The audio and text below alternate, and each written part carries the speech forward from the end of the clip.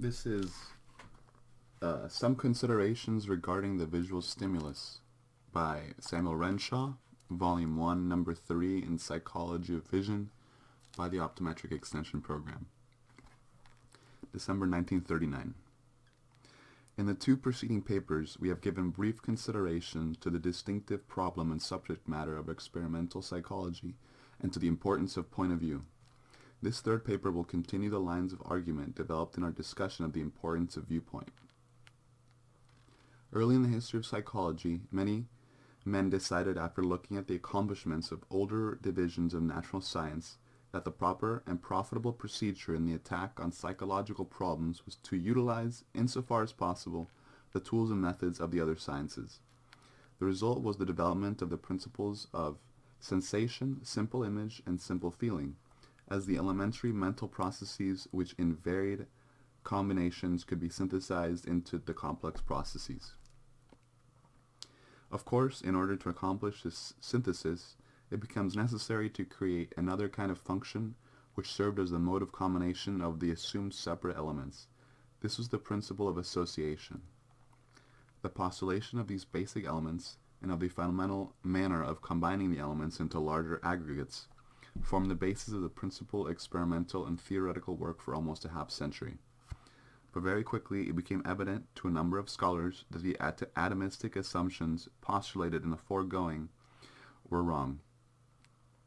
By process of analysis they could get things reduced to these hypothetical units, but the efforts to start with the units and to produce, by the method of the synthetic experiment, combinations to produce other complex processes met almost invariably with failure. Along with the rapid growth of knowledge, particularly in the biological field, there appeared a growing dissatisfaction with this kind of formulation. It became clear that in order to do effective work in psychology, it was necessary for psychologists to abandon the hope of producing the same fruitful result with the methods, concepts, and devices borrowed from other divisions of science. Psychology had to devise its own special apparatus and methods, suited to its own particular requirements.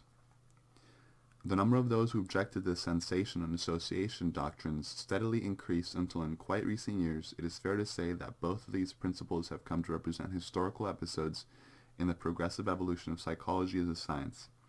We shall hope to show in subsequent papers abundant evidence to illustrate the fact that many of the processes which we designate as learning, perceiving, remembering, and the like are incapable of description in terms of these obsolete doctrines.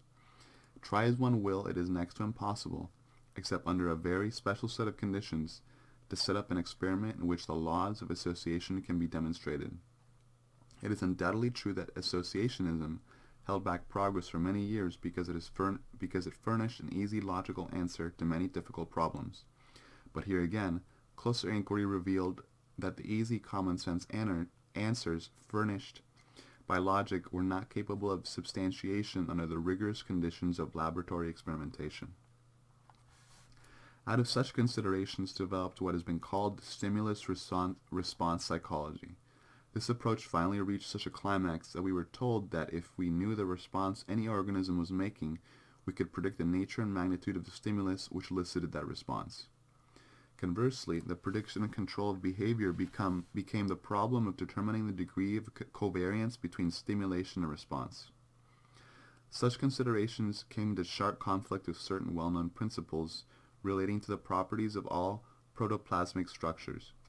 It was pointed out, for instance, by Professor R.S. Lilly that no constant relationship exists or can exist between the exciting agent or stimulus either qualitatively or quantitatively and any property of the resulting reactions in a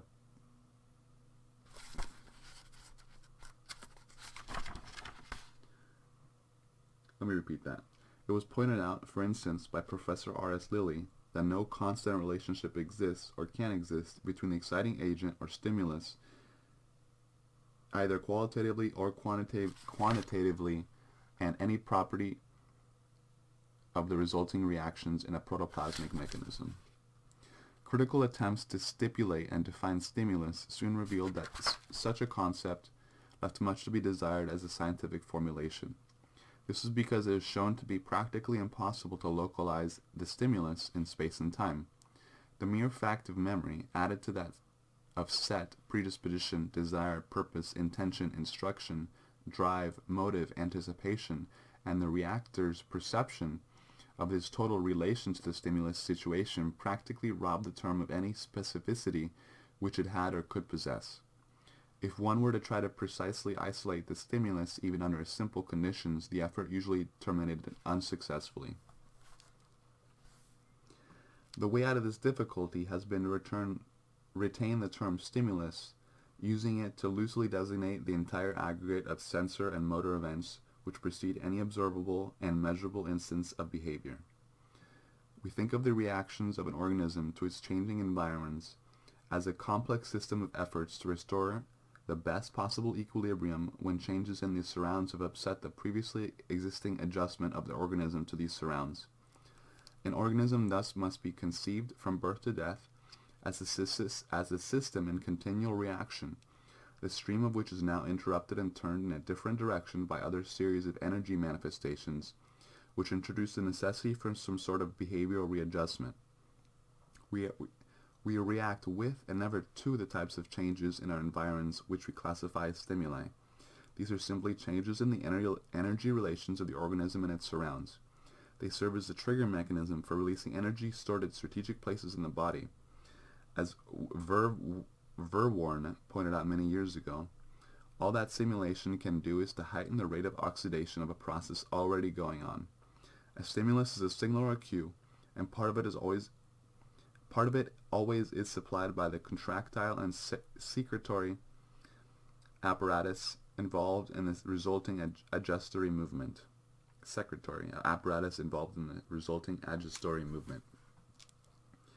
One of the most devastating criticisms which has ever been aimed at the sensation doctrine and the demonstration of the fact that the stimulus lies inside and not outside the act itself.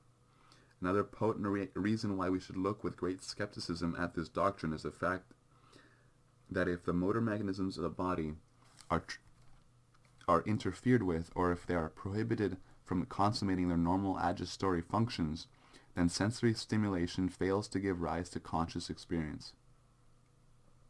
A third deficiency of the doctrine lies in the fact of the unity of the senses. It is practically impossible to disassociate vision, hearing, kinesthesis, smell, taste, and the organics.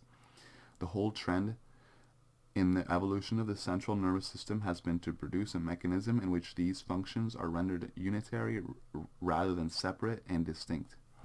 Vision, for example, is always set in a framework of helpful surroundings and assisting functions which come from posture, from hearing, from the tactual and motor sources of the reagent. We must take the point of view that a seeing organism utilizes its eyes as distance receptors. The fact that we can see an approaching train or automobile and can prepare for ourselves in advance a position of safety with respect to the oncoming object contains within it a fact of the greatest psychological and biological importance. The evolution of distance receptors made possible the making of delayed responses. That is to say, we can be stimulated by command in the present moment, and after deliberation we can respond at some convenient or appropriate future time. The possession of this mechanism furnishes the groundwork for the acquisition of language and for the development of the complex functions of perceiving and remembering which lie at the heart of man's rise to his position of supremacy in the organic world.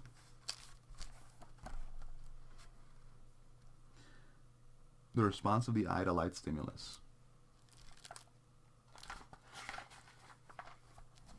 The effective stimulus for vision is the band of radiant energy which ranges in wavelengths from about 390 micrometers to about 760 micrometers, or mu.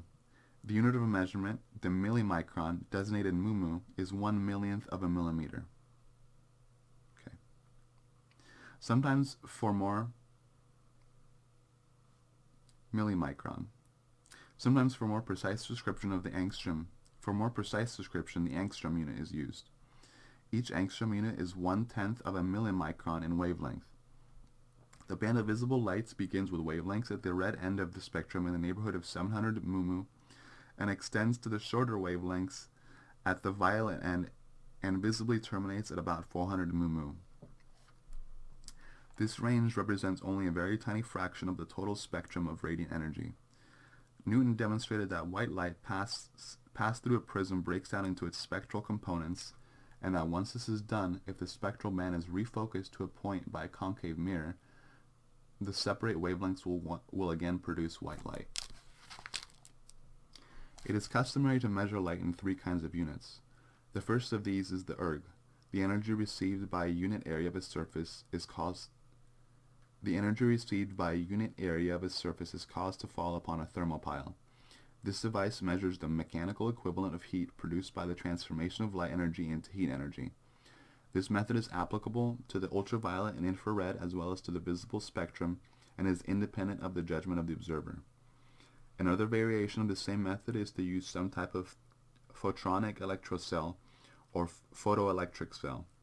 This instrument consists of a metal plate upon which is deposited a uniform layer of the salts of certain other metals, such as selenium.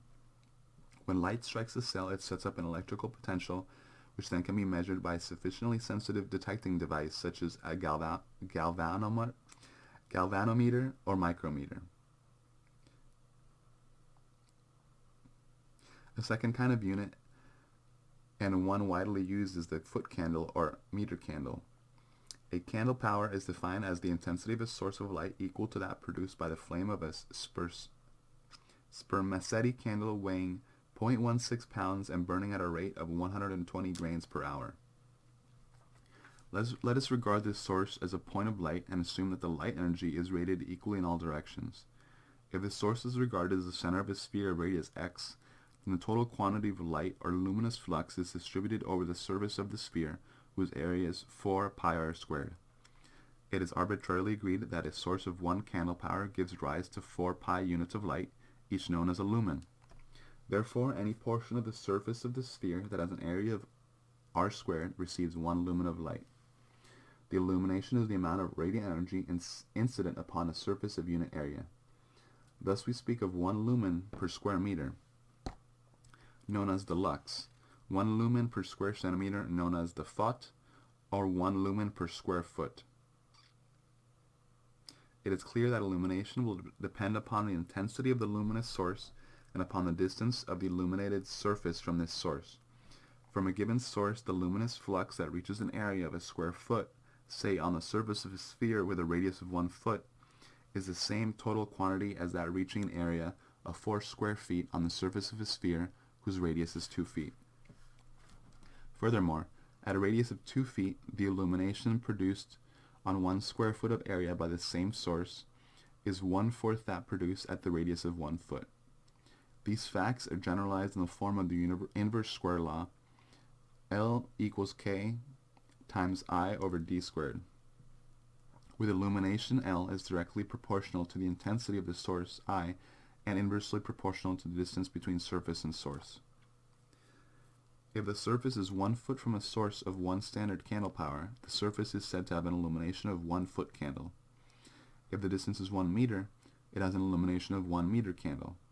Under these conditions, the constant K in the above equation becomes unity, since I equals 1 candle, D equals 1 foot, and L equals 1 foot candle. The meter candle is equal to the lux. The truth of this assertion rests on the fact that the lumen is defined as the luminous flux per unit solid angle. A solid angle is a cone or pyramid whose apex is the center of a sphere and whose base is that a portion of the surface of the sphere subtended by the size of the cone or pyramid. A unit solid angle is such a pyramid or cone whose slant height is equal to the radius of the surface r and whose base is an area of r squared. The reflectance of a surface is its property to emit a portion of the luminous flux incident upon it. It is measured in terms of the ratio of the reflected light to the total incident light. This measure is known as the refraction factor or coefficient of reflection. Differences in reflectance are in part responsible for the different apparent illuminations of various surfaces. An appropriate unit for this measure of brightness is the apparent foot candle. This unit is simply the product of the illumination, that is, incident light, by the reflection factor. A more satisfactory measure of brightness, however, is expressed as luminous flux per unit area. A better way is to express brightness as candles per unit area, or still better, as lumens per unit area. A Lambert is equal to a flux of 1 lumen emitted by 1 square centimeter of perfectly diffusing emissive surface. A millilambert is equal to 0.001 lambert. The units of illumination and of brightness can readily be converted. Thus, foot candles, meter candles, apparent foot candles, candles per square meter, and millilamberts may be equated if the reflection factor is known. A third type of unit is the psychological or brightness unit. Brightness or brilliance is distinguished from radiant energy, is in the final analysis a property of certain psychological functions. We would not expect to be able to specify the brilliance of a visual object merely in terms of the intensity of luminous flux, reflection factors, and distance from the source. In addition, we would expect that contrasts of either the simultaneous or the successive order, degree of adaptations, both photopic and scotopic, the size, form, and texture of the visual object, as well as its mode of occurrence, that is, whether surface, film, bulk, or luster, the size of the pupillary opening, and the set or attitude of the subject, which severely play their respective parts. In connection with pupillary size, Trollin has proposed a unit which is proportional to retinal illumination and which depends upon pupillary size. It is the photon, and is defined as the product of candles per square meter and pupillary size in square millimeters.